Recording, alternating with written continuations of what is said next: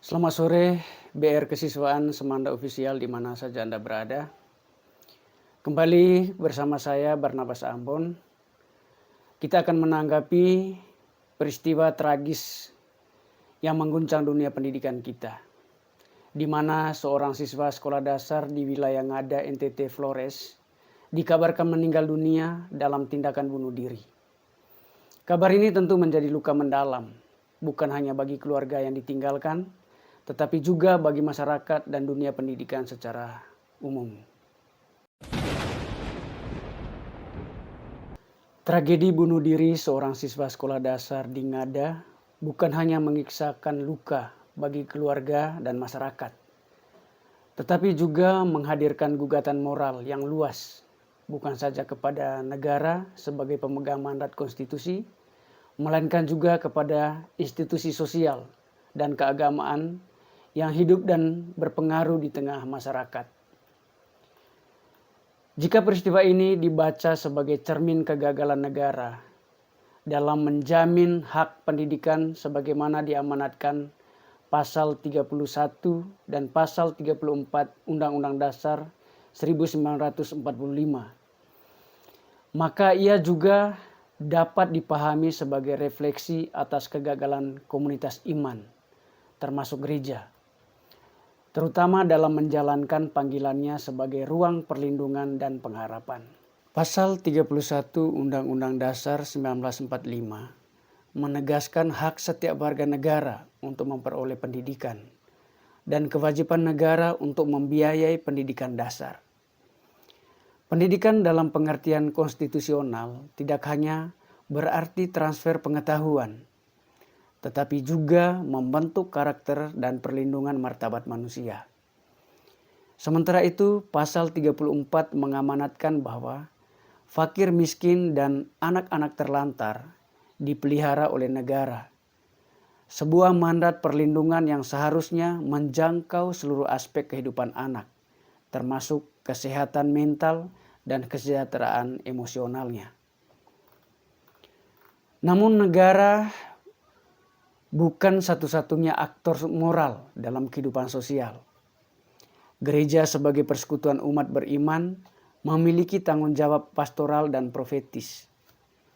Ia dipanggil untuk menjadi rumah bagi yang lemah, suara bagi yang tak terdengar, dan penguat bagi yang putus asa. Ketika seorang anak yang adalah bagian dari kawanan kecil yang dipercayakan Tuhan tidak menemukan ruang aman untuk bersuara, maka gereja patut berefleksi apakah ia sungguh hadir sebagai komunitas yang mendengarkan. Gereja sering berbicara tentang kasih, pengharapan, dan nilai kehidupan sebagai anugerah ilahi. Namun nilai-nilai itu harus diterjemahkan dalam praksis nyata. Apakah anak-anak di lingkungan gereja sungguh didampingi? Apakah ada ruang konseling, pendampingan keluarga, dan perhatian terhadap tekanan mereka yang mengalami di sekolah maupun di rumah?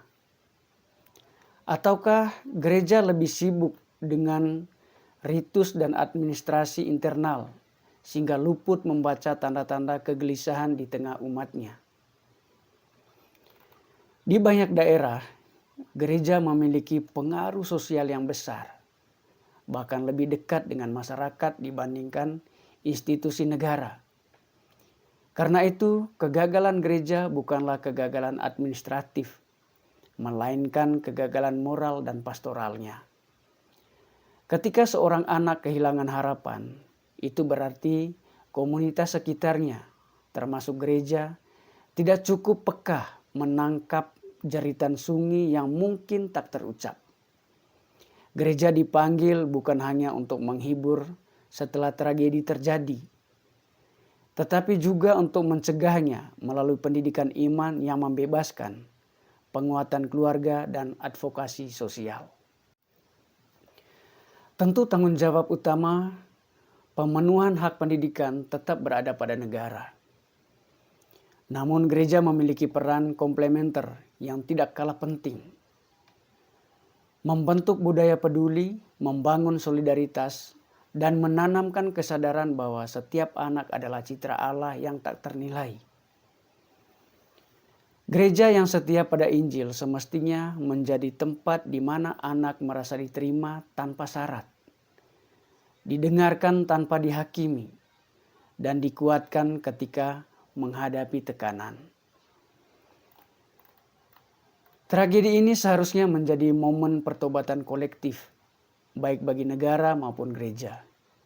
Negara perlu memastikan implementasi nyata pasal 31 dan pasal 34 Undang-Undang Dasar 1945 melalui kebijakan yang menyentuh akar persoalan. Gereja pun perlu mengevaluasi pelayanannya. Apakah ia benar-benar hadir dalam dinamika keseharian umat atau hanya muncul dalam perayaan-perayaan liturgi saja? Jika konstitusi adalah janji hukum negara kepada rakyatnya, maka Injil adalah janji kasih Allah kepada umatnya. Keduanya bertemu pada satu titik yang tidak boleh diganggu-gugat. Martabat manusia, terutama mereka yang paling kecil dan paling rentan, adalah anak-anak. Di dalam konstitusi, negara menegaskan bahwa setiap warga berhak atas perlindungan, pendidikan, dan kehidupan yang layak. Di dalam Injil, Tuhan menyatakan bahwa setiap anak adalah berharga, dikasihi, dan dijaga dalam pelukan kasih-Nya. Undang-Undang Dasar 1945 bukan sekedar teks normatif yang tersimpan di lembaran negara. Ia adalah ikrar bahwa tidak seorang pun boleh kehilangan harapan karena kelalaian sistem. Sementara itu, Alkitab melalui Injilnya mengingatkan bahwa biarkanlah anak-anak itu datang kepadaku. Sebuah seruan yang menempatkan anak sebagai pusat perhatian kasih Allah. Namun ketika seorang anak memilih mengakhiri hidupnya, kita dihadapkan pada kenyataan pahit. Ada jarak antara janji dan kenyataan. Ada ruang yang belum terisi oleh kehadiran negara, oleh perhatian sekolah, oleh kehangatan keluarga, bahkan oleh kepedulian lingkungannya. Tragedi itu bukan sekedar peristiwa personal, ia adalah cermin sosial. Ia menanyakan kembali kepada kita, apakah perlindungan itu sudah benar-benar sampai? Apakah kasih itu sudah sungguh dirasakan? Anak-anak tidak seharusnya memikul beban yang terlalu berat untuk usia mereka. Mereka seharusnya tumbuh dalam ruangan aman, didengar ketika bersuara, dipeluk ketika rapuh, dan dituntun ketika tersesat. Ketika seorang anak merasa sendirian hingga kehilangan harapan, itu pertanda bahwa ekosistem perlindungan kita sedang retak. Negara memiliki instrumen hukum, sekolah memiliki tanggung jawab pendidikan karakter, keluarga memiliki fondasi cinta, dan masyarakat memiliki kewajiban moral. Semua itu harus berjalan seiring. Konstitusi tanpa empati akan terasa dingin, dan iman tanpa tindakan akan menjadi hampa. Keduanya harus menjelma menjadi kehadiran nyata, kebijakan yang berpihak, guru yang peduli, orang tua yang mendengar, dan komunitas yang tidak menghakimi. Kita tidak boleh hanya berduka, kita harus berbenah. Kita tidak boleh hanya mengalahkan, kita harus merangkul. Karena setiap anak yang kehilangan harapan adalah panggilan bagi kita untuk memperbaiki cara kita melindungi dan mengasihi mereka. Pada akhirnya, martabat manusia bukan hanya konsep hukum atau ajaran iman. Ia adalah wajah seorang anak yang menunggu untuk diyakinkan bahwa hidupnya sangat berarti. Dan tugas kitalah memastikan bahwa janji negara dan janji Tuhan itu benar-benar terasa hidup, hangat, dan menyelamatkan. BR Kesiswaan Semanda Official di mana saja Anda berada. Demikianlah narasi yang saya sampaikan. Mudah-mudahan bermanfaat bagi kita semuanya. Salam kasih dari saya.